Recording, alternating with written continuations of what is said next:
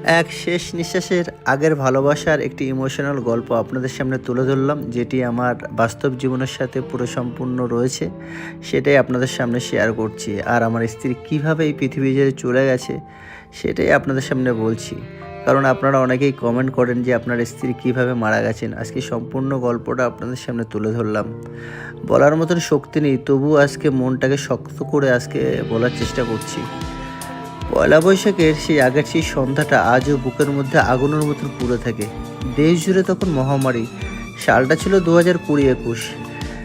ভয়ঙ্কর দিনগুলো, চারিদিকে শুধু আতঙ্ক, অসহায়তা আর বাঁচার লড়াই। আর ঠিক সেই সময় আমার জীবনের সবচেয়ে মূল্যবান মানুষটাকে আমি হারাই। আমার তখন দুটো ছোট বাচ্চা, মেয়ে সবে পৃথিবীতে এসেছে, ছেলের বয়স মাত্র 1 বছর পেরিয়েছে। বাড়িতে তাদের কোলাহল, হাসি, কান্না, সব কিছু মাঝেই আমার স্ত্রী লড়াই করছিলেন এক অজানা অসুখের সঙ্গে। ডাক্তার বলতেন ভয় নেই, এটা সামান্য সর্দি কাশি, ঠিক হয়ে যাবে। কিন্তু আসলে কেউ বুঝতেই পারেনি সেই ঠান্ডা সর্দির আড়ালে লুকিয়ে রয়েছে এক মহামারী, করোনা ছায়া। এক্স-রে পরীক্ষা সবই হলো, কিন্তু কোভিড পরীক্ষা কেউ করাতে চাইলো না। এখনও এই রোগটা সবাই চিনতেও পারতো না, মানে তখন কেউ চিনতই না যে এই রোগটা আদৌ কী। সময় ঘুরতে থাকলো, ওর ঠান্ডা বাড়লো, হাঁটতে সমস্যা হচ্ছিল, শরীর ভেঙে পড়ছে, আর আমি দেখছি, অথচ কোথাও কোনো সমাধান নেই। ভালো ডাক্তার পাওয়া যাচ্ছিল না, হাসপাতালে অবস্থাও খুব খারাপ। তখন ওকে সাহস দিতাম, সব ঠিক হয়ে যাবে, তুমি ভালো হয়ে যাবে। এই সময় ছোট্ট মেয়ে ভীষণ অসুস্থ, নার্সিংহোমে ভর্তি। একদিকে স্ত্রী, অন্যদিকে সিরিয়াস বাচ্চা, মানে আমার মেয়ের শরীরটা খুবই খারাপ। আমি দুটো হাত, দু তিনজনকে জীবন আঁকড়ে রেখে ধরে রেখেছিলাম, মানে কি বলবো বুঝতে পারছিলাম না। মানুষ তখন দূর থেকেও কাছে আসতে চাইতো না। দুদিকে সামলাতে সামলাতে আমি যেন নিঃশ্বাসের মতন ভেঙে পড়ছিলাম। 4 দিন পর যখন মেয়ে সুস্থ হয়ে ছুটি পেল, ভেবেছিলাম এই বুঝি সব কষ্ট শেষ হয়ে যাবে।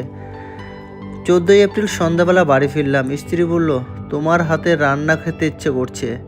আমি রান্না করলাম, কিন্তু সে বলল, কোনো স্বাদ পাচ্ছি না, কোনো টেস্ট নেই, কোনো গন্ধ লাগছে।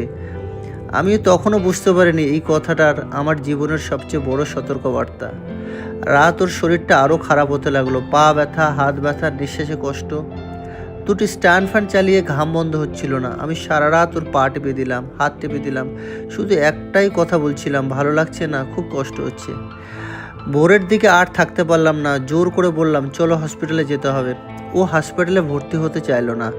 কোভিডের ভয় ওর মনের গভীর বাসা বেঁধে রেখেছিল।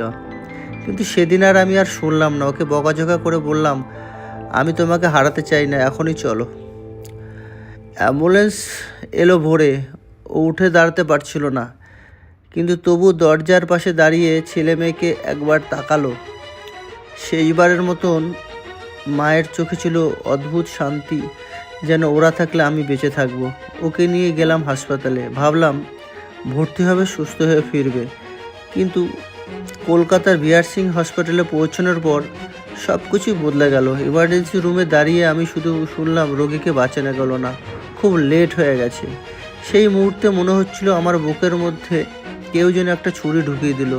আমার পৃথিবীটা থেমে গেল, স্বপ্ন ভেঙে মাটিতে পড়ে গেল। দুটো ছোট বাচ্চা নিয়ে আমি হয়ে গেলাম একা, এক অকুল সাগরে ভাসমান এক অসহায় মানুষ। তারপর থেকে প্রতিটি দিন, প্রতিটা রাত দুটো